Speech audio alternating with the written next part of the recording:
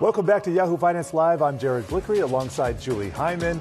All eyes on Jerome Powell today as he testifies to Congress on the outlook for interest rates and inflation. We have Yahoo Finance's Jennifer Schonberger here with all the latest. Jen, please. Good morning. Fed Chair Powell is suggesting an opening testimony before the Senate Banking Committee that interest rates will need to be raised higher than previously thought, given that economic data has come in stronger than expected. Powell will say, quote, "The latest economic data have come in stronger than expected, which suggests that the ultimate level of interest rates is likely to be higher than previously anticipated.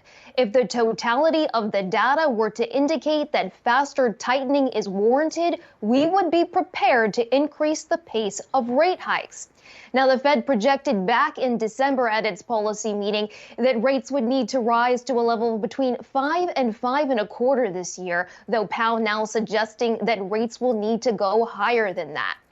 Powell cautioned that the breadth and reversal of data from December, whether it's been inflation, the jobs report, consumer spending, or manufacturing, suggests that inflation is running higher than expected at the last policy meeting back in February.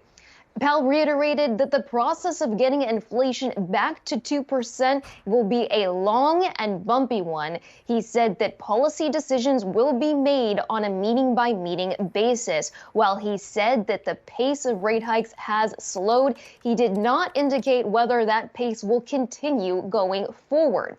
Echoing his hawkish speech from Jackson Hole back in August, Powell said, quote, "The historical record cautions strongly against prematurely loosening policy. We will stay the course until the job is done."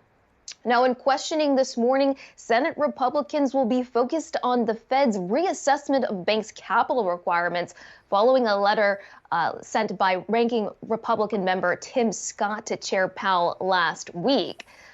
But Senate Banking Committee Chair Sherrod Brown cautions in his opening statement against raising interest rates too high.